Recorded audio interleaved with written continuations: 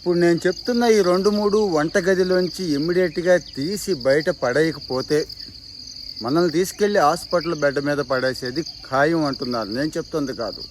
Famous gastro ఎంటరాలజిస్టులు AIIMS దగ్గర నుంచి Harvard దాకా మీరు ఎవరినైనా కనుక్కోండి, అందరూ చెప్తున్నారు.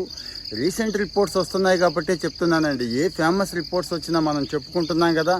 లైఫ్ స్టైల్ చాలా పాడైపోయిందండి. చాలా చిన్న చిన్న విషయాల్లో కూడా మనం జాగ్రత్తలు తీసుకోక ప్రాణాల మీదకి తెచ్చుకొని లక్షలు ఖర్చు పెట్టి హాస్పిటల్ బెడ్ల మీదకి ఎక్కి ఎందుకు ఈ కర్మంతా? చిన్న చిన్న జాగ్రత్తలు తీసుకుందాం. ఓకే, ఒకప్పుడంటే పేదరికం ఉండేది, కాస్త చౌకగా దొరికితే బాగుంది అనుకుని అవి ఇవి తీసుకొచ్చి వంటగదిలో పెట్టాం, స్టవ్ మీద పెట్టాం, వంటలు చేయడం మొదలెట్టాం. కానీ ఈరోజు రిజల్ట్ కనపడుతుంది కదండి. ఆడపిల్లల్లో పీసీఓడి ప్రాబ్లమ్స్ దగ్గర నుంచి, ఆ తర్వాత పిల్లలు పుట్టుకుపోవడం దగ్గర నుంచి, 10-15 ఏళ్ల మధ్య జుట్టంతా నిలిచిపోవడం దగ్గర నుంచి, ఒబేసిటీ, పెద్దవాళ్లలోనేమో మీకు తెలుసు కదా, మనం అనుకుంటున్నాం బీపీ షుగర్లు కేవలం తిండి వల్ల, వర్కౌట్ లేకపోవడం వల్లేమో అనుకుంటున్నాం. ఆ తినే వాటిల్లో చాలా ప్రమాదకరమైన రసాయనాలు మనమే పంపించేస్తున్నాం అనేది మర్చిపోయామండి. ఏంటి అంటారా? ప్లాస్టిక్ అండి. ప్లాస్టిక్లో బీపీఏ ఉంటుంది. అరే ప్లాస్టిక్ గురించి చాలామంది చెప్పారు కదా అని మీకు అనిపించవచ్చు. నేను మళ్ళీ గుర్తు చేద్దామని ఒక ప్రయత్నం. ఏం లేదు, ప్లాస్టిక్ స్పూన్లు, చెంచాలు వాడేసి తిప్పేస్తున్నారు మన వాళ్ళు. ఏది వేడి వాటిల్లో తిప్పేస్తే ప్లాస్టిక్ నుంచి కెమికల్ రిలీజ్ అయ్యి పొట్టలోకి వెళ్ళదా? ఇదేమన్నా ఒక్కరోజు ఒక్క పూట విషయమా? సంవత్సరాల తరబడి అదే ప్లాస్టిక్ గరిటెలు, స్పూన్లు తిప్పుతూ తింటూ ఉంటాం కదండి. ఇంకొకటి ప్లాస్టిక్ చాపింగ్ బోర్డ్స్ అంట. డైలీ దాని మీదే కట్ చేస్తారు పాపం.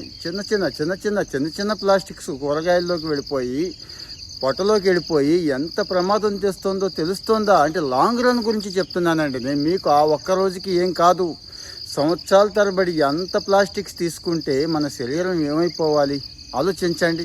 ఒకటి. రెండోది పాన్లండి. అదే కుకింగ్ పాన్స్ ఉంటాయి కదండి, టెఫ్లాన్ కోటెడ్ అని చెప్పి మంచి స్టైలిష్గా వాడుతూ ఉంటాం కొనుక్కొని.